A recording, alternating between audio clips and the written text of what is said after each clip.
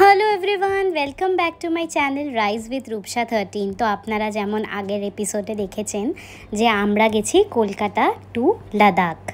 তো এটা আমাদের লাদাখে first day after we reached hotel. আমরা হোটেল পৌঁছে ফ্রেশন আপ হয়ে সেদিনকেই বিকেলবেলা বেরিয়েছিলাম কিছু সাইট সিন করতে।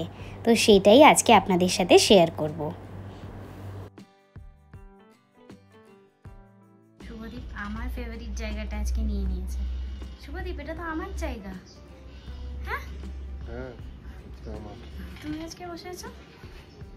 আর এই ফুলগুলো দেখেছো দীপ, কি সুন্দর কালারফুল। দেখো, এটা একটা টাইপ অফ গোলাপ।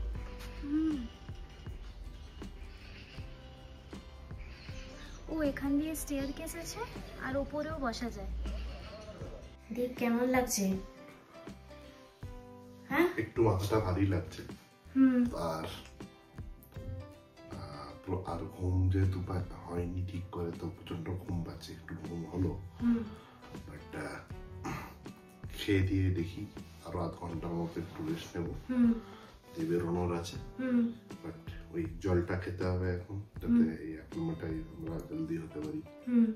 আমাদের খাবারও এসে গেছে। এই যে আমরা দিয়েছি পনির টিক্কা বাটার মশলা আর হচ্ছে রুটি।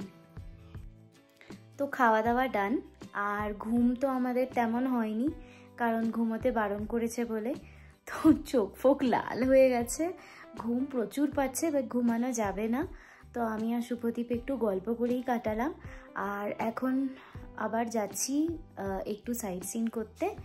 আজকে সাইট সিন বলতে হচ্ছে লোকাল লে মার্কেট দেখবো আর শান্তি স্তূপা দেখবো। তো এই দুটোই আজকের মানে আইটিনারিতে আছে। দেখে আবার আজকে চলে আসবো হোটেলে বাপাস। তো চলুন এই দুটো জায়গার ইনসাইটস আপনাদের সাথেও শেয়ার করছি। রাস্তা যত দেখছি তত মুগ্ধ হয়ে যাচ্ছি। প্রথমে আমরা যাচ্ছিলাম শান্তি স্তূপা, যেটা আমাদের হোটেলের থেকে খুব বেশি দূরত্বে ছিল না। পৌঁছে গেলাম শান্তি স্তূপা, দেখেই খুব সুন্দর লাগছে।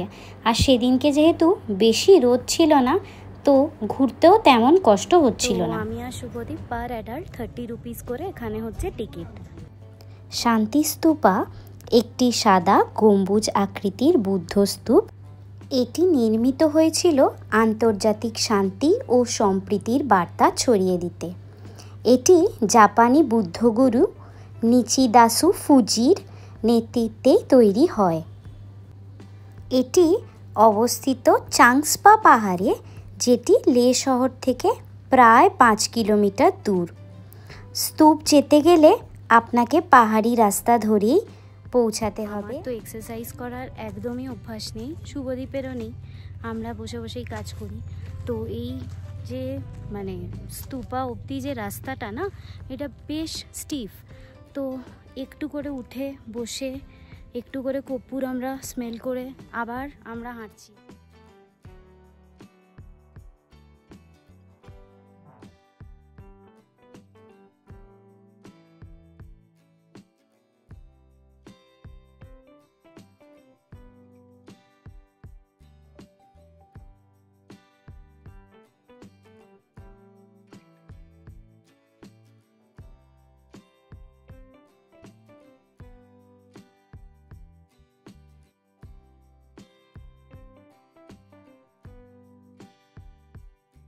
স্তূপের গায়ে বুদ্ধদেবের বিভিন্ন জীবনের ঘটনা খোদাই করা আছে, ওনার জন্ম, বোধিলাভ এবং ইত্যাদি। আমি একা সাহস করে সিঁড়ি দিয়ে একদম উপরে উঠেছি, শুভদীপ নিচে আছে, ওঠেনি। এখান থেকে পুরো লাদাখ সিটিটা দেখা যাচ্ছে আর এত সুন্দর লাগছে, ভালো হাওয়া দিচ্ছে। আমি একবার পেছনটা দেখাচ্ছি, দেখুন পুরো পেছনের সিটিটা দেখা যাচ্ছে আর পুরো মাউন্টেনে ভরা। আর মানে একটা খুব পিসফুল এফেক্ট দিচ্ছে। ইন শর্ট খুব খুব ভালো লাগছে।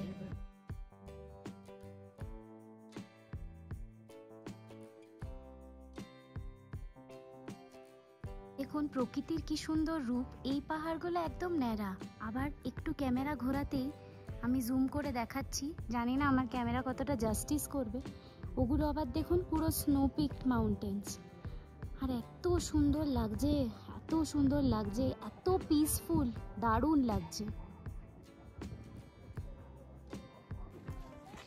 ওঠার সময় যতটা কষ্ট হচ্ছিল নামবার সময় অতটা কষ্ট হচ্ছে না, তাই তো? মানে ওঠাটা খুব বেশি স্টিফ ছিল, নামবার সময় মানে হয়তো আমিও ইউজ টু হয়ে গেছি, ওই জন্য এখন আর অতটা কষ্ট হচ্ছে না, তো আরামসেই আমরা নামতে পারছি।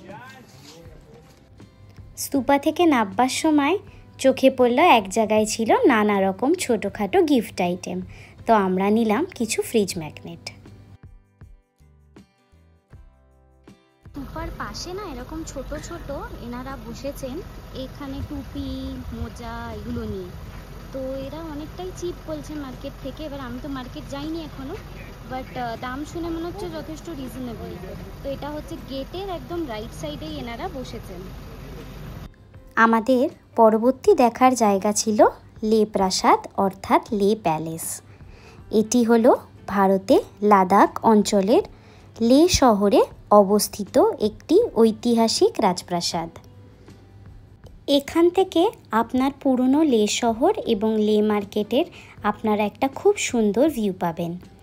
এটার আমাদের পড়েছিল টিকিট 25 টাকা করে পার অ্যাডাল্ট। বলা হয় একটা টাইমে এখানে নামগিয়াল রাজবংশ তারা এখানে বসবাস করতেন। প্রাসাদে টোটাল 9টা ফ্লোর কিন্তু আপনারা দেখতে পাবেন। এখন বাজে রাত 9টা, আর হঠাৎ করে খুব বৃষ্টি পড়তে শুরু করেছে এবং খুব জোর হাওয়া চলছে। তো মানে আমাদের জন্য ওটা কাইন্ড অফ ঝড় অনলি, এমন টাইপের হাওয়া চলছে। জানি না কতটা দেখতে পাচ্ছেন, চেষ্টা করছি গাছগুলো দেখাবার। এই গাছগুলো সব নড়ছে, ভালো বৃষ্টি পড়ছে। বৃষ্টি পড়ছে আজকে, আবার কাল থেকে আবার ঠান্ডা বেড়ে যাবে হয়তো। অলরেডি একটু ঠান্ডা ফিল হতে শুরু করেছে, তাই জন্য জ্যাকেট ট্যাকেট পরে নিয়েছি সারাদিন, যেটা পরতে হয়নি। আজকে কুইকলি জলদি সে আজ আমরা ডিনার করবো আর শুয়ে পড়বো, কারণ অনুষ্ঠান শরীরটাও ঠিক নেই, তো ও এখন ঘুমোচ্ছে। প্রবলি অ্যাক্লিমেটাইজেশনে প্রবলেম হয়েছে, একটা AMS এর কিছু সিমটমস দেখছি, মাথা ব্যথা হচ্ছে, তারপর গা গোলাচ্ছে, তাই জন্য আজকে হালকা পাতলা লাইট খেয়ে আমরা তাড়াতাড়ি শুয়ে পড়বো, যাতে কালকে আমরা একটু ফ্রেশ হয়ে উঠতে পারি এবং কালকের দিনটা ভালো করে এনজয় করতে পারি। তো আই গেস শুভদীপ আপনাদেরকে জানিয়েছে আমার না শরীরটা খুবই খারাপ হয়ে গেছে। বুঝতে পারছি না, বিকজ যেরকম বললাম আমি ফার্স্ট টাইমই এসেছি এতটা হাই অল্টিটিউডে, তো আমার প্রচণ্ড ভমিটিং হচ্ছে, মাথা প্রচণ্ড ব্যথা করছে, তাই জন্য আমি একটু ঘুমিয়ে গেছিলাম। মিনওয়াইল আমার ঘুম ভেঙে যায়, কারেন্ট অফ হয়ে গেছিলো এখানে, কারণ বাইরে প্রচণ্ড ঝড় বৃষ্টি শুরু হয়ে গেছে। তো আমাদেরকে আজকে যে আমাদের ড্রাইভার ভাইয়া ছিল উনি বলেইছিলেন যে এখানে ওয়েদারের কোনো প্রেডিকশন করা যায় না, মানে সকালে যতটাই গরম বিকেলে এখানে কিন্তু ভালো রকম ঠান্ডা পড়ে। তো আমরা তো প্রিকশনস নিয়েই এসছি, জ্যাকেট সব কিছু অ্যাডিকুয়েট নিয়ে এসছি। তো বাট আমার এই যে বারবার করে ভমিট হয়ে যাচ্ছে, মানে জল খেলে সেটাও আমার ভমিট হয়ে যাচ্ছিল। তারপর আমি 1 বোতল ORS খেয়েছি, প্লাস আমি বমির জন্য জোফার এমডি খেয়েছি, যা তারপর টাচফুড আর বমি হয়নি আমার, কিন্তু প্রচণ্ড উইকনেস লাগছে। তো সবাই বলছে এটা ভেরি কমন, ভয় পাওয়ার কিছু নেই।